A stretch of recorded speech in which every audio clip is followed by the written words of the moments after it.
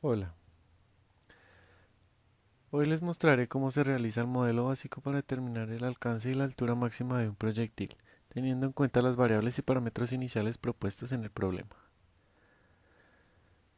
Los parámetros iniciales que se identificaron en el problema fueron densidad del aire que varía en función de la altura sobre el nivel del mar, el empuje del cohete en función del tiempo, la masa del sistema que es de 30 kilogramos dividida en la masa del combustible de 6 kilogramos y la masa del proyectil de 24 kilogramos.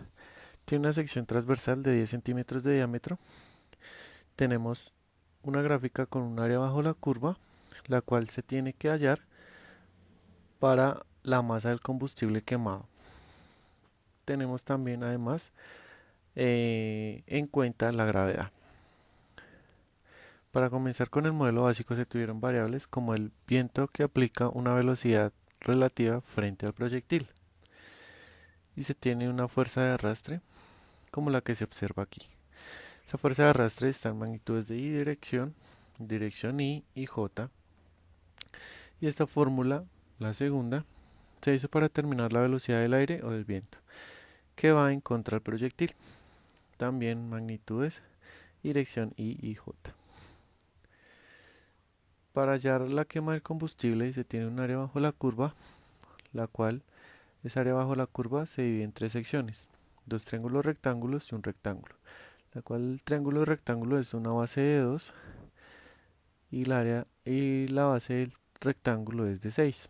Entonces, el área del triángulo se halla con la base por altura sobre 2 y el rectángulo de base por altura. Teniendo estos resultados, tenemos que el área total nos da 12.000 newton por segundo. Esto es la suma de las tres áreas.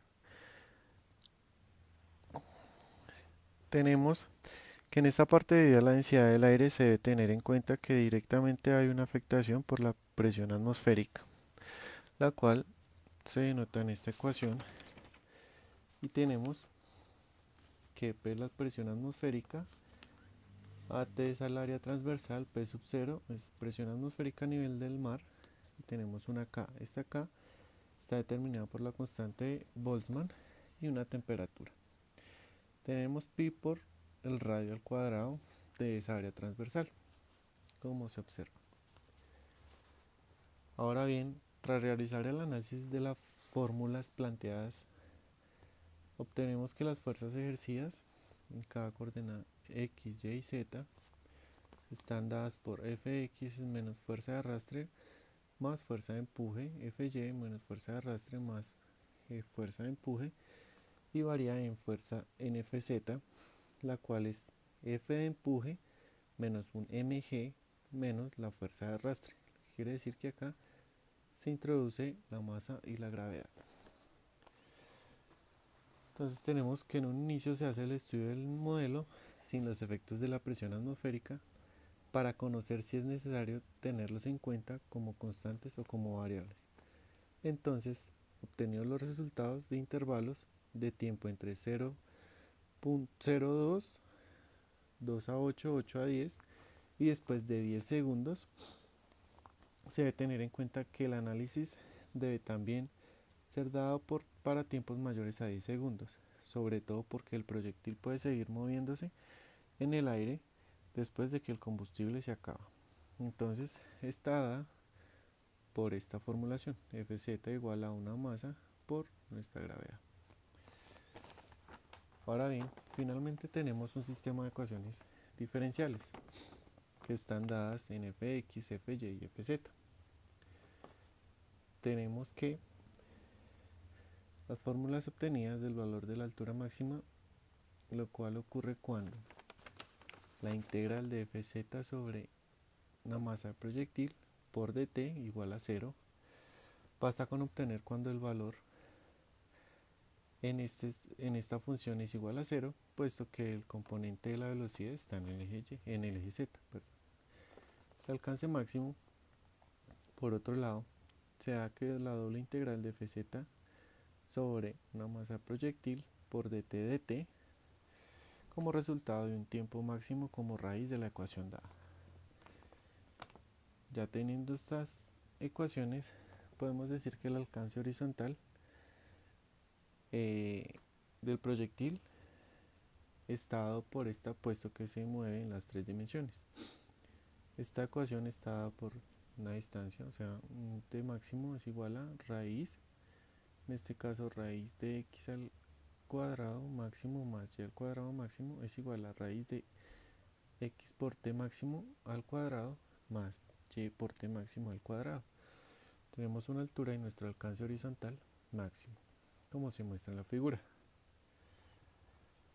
Ahora, por lo tanto el modelo estaría completo, pero tiene algunas limitantes como que es posible que se necesite una simulación por etapas de integración, donde las condiciones iniciales para todos los casos sería cero. Nuestra F presión solo aplica mientras haya velocidad de proyectil. Sin embargo, si el proyectil va en caída libre, es muy posible que la presión atmosférica no tenga un papel de arrastre, sino de empuje. Por tanto, de ser así, puede ser muy posible que el modelo se deba ajustar a la velocidad presente del proyectil en cada instante del tiempo. La comprensión que se tiene en este momento es muy incompleta, puesto que se debe configurar el modelo bajo las condiciones instantáneas. Otra limitante es, en caso de que el modelo tenga varias raíces, para el caso 1 o 2 se debe estudiar muy bien el comportamiento del proyectil durante el tiempo. Esto es dado porque existe la posibilidad de que bajo condiciones especiales el proyectil pueda seguir más en dirección z positiva.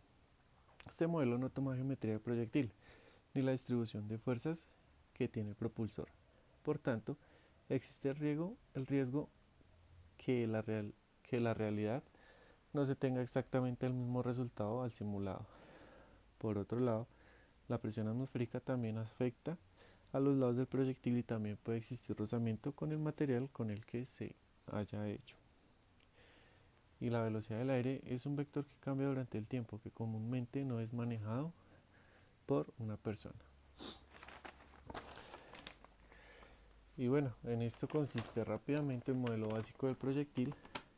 Vale resaltar que para analizar a fondo el modelo en el documento final está con más detalle.